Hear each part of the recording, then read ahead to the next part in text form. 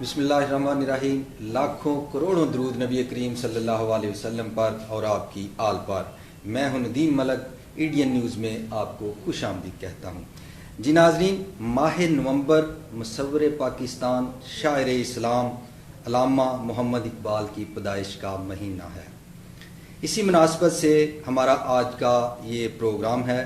موضوع ہے ہمارا فکر اقبال کا اجمالی خاکہ، جس میں ہم فکر اقبال اور عصر حاضر اقبال کا تصور شہین اور تصور خودی جیسے بڑے موضوعات کا مختصر وقت میں احاطہ کرنے کی کوشش کریں گے.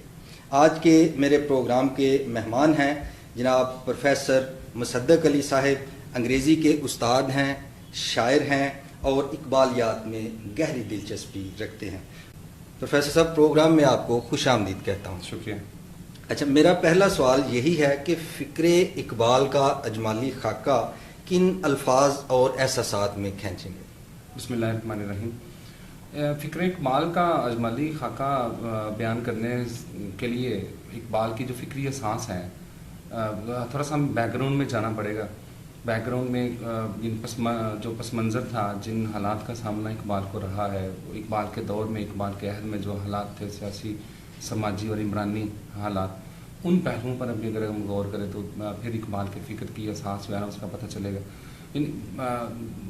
بڑے مختصر الفاظ میں اگر میں یوں کہوں کہ اقبال کی فکر جو ہے وہ اس کی بنیاد حرکت و عمل اور جذبہ ایمانی، حرارت اور اب انسان فرد کے جو طرز عمل ہے، انداز فکر ہے، اس کو تبدیل کرنے کے لیے کائنات کی جو طاقتیں ہیں جو انسان کی فعلیت کے لیے بڑی معاون اور مددگار ثابت ہوتی ہیں. اقبال نے ایک پیغام دیا ہے. اقبال کی فکر کی اساس یہی ہے کہ فرد کی معاشرے کے اندر عمرانی اعتبار سے، سماجی لحاظ سے انسان کی فعلیت کو اتنا اس لیول پہ، اس درجے پہ لے جایا جائے کہ جہاں پر وہ ادراک کے کائنات اور تسخیر کائنات کی طاقتوں پر غلبہ پائے اور ان کو استعمال کرتے ہوئے اپنی شخصیت کو اس مقام پر لے جائے کہ جہاں پر جیسے اقبال نے فرمایا کہ تو راز کن فقاں ہے، اپنی آنکھوں پر عیاں ہو جا، خودی کا رازداں ہو جا، خدا کا ترجمہ ہو جا.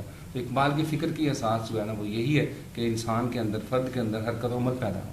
اچھا پروفیسر صاحب، چونکہ آج کے ہمارے اس پروگرام کا موضوع فکر اقبال کا اجمالی خاکہ ہے، تو حضرت اقبال کا یہ شعر کہ اگر نہ ہو تجھے الجھن تو کھول کر کہہ دوں وجود حضرت انسان نہ روح ہے نہ بدن.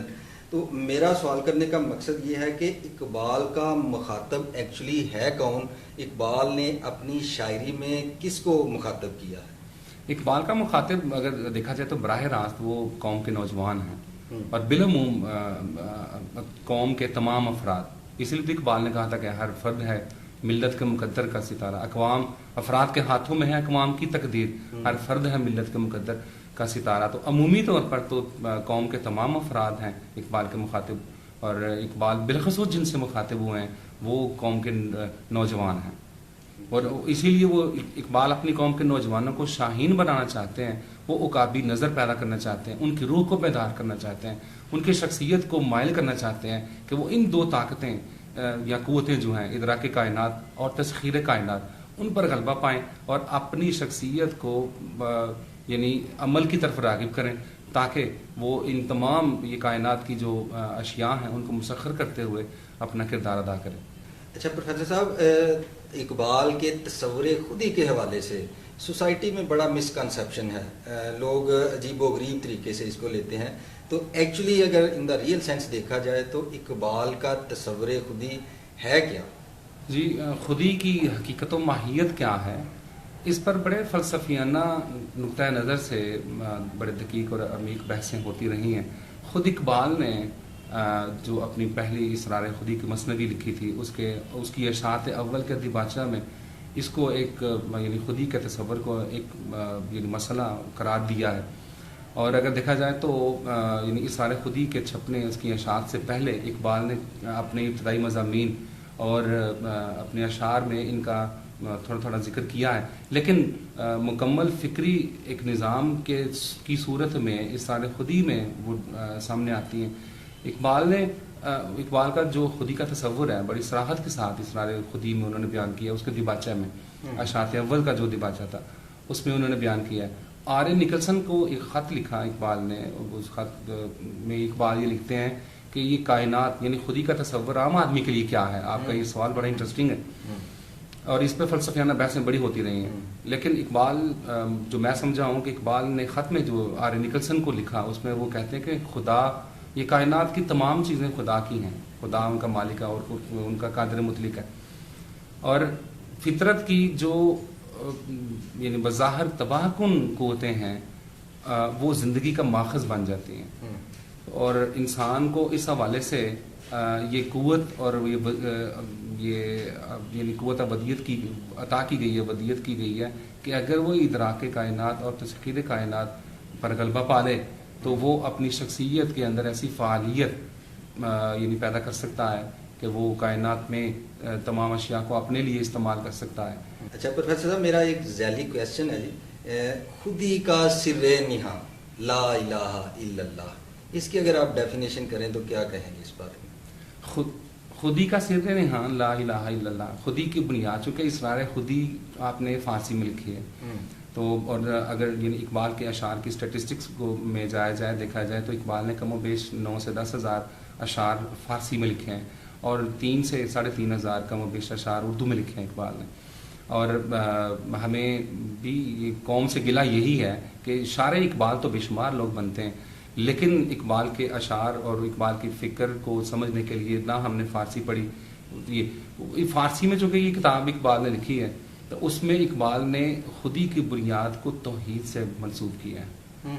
تو یہ لا الہ الا اللہ یہ تو ہے ہی توحید، کوئی معبود نہیں سوائے اللہ کے.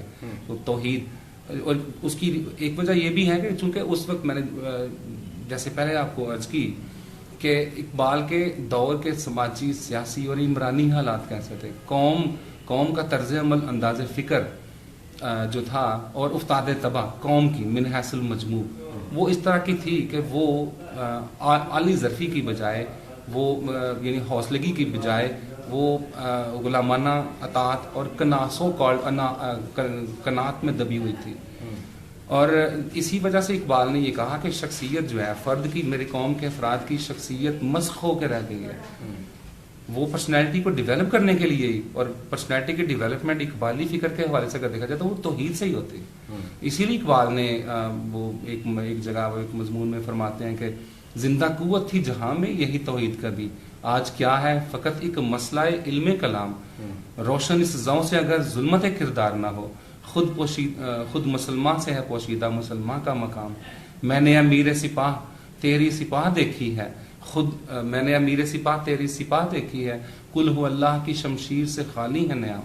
تو اقبال یہ خودی کا سر نہاں لا الہ، یعنی اقبال کہتے ہیں کہ خودی میں کا جو سیکرٹ ہے وہ سیکرٹ کو اوپن کرتے ہوئے، اس کو ریویل کرتے ہوئے، اس بھید کو کھولتے ہوئے کہتے ہیں کہ اگر خودی کو پہچاننا چاہتے ہو، اگر اس کو بلند کرنا چاہتے ہو، عرفان ذات چاہتے ہو تو توحید کا جو تصور ہے وہ بالکل تمہارے سامنے نمایاں ہونا چاہیے.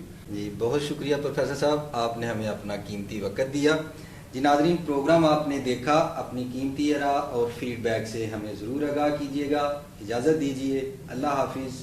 پاکستان زندہ باد.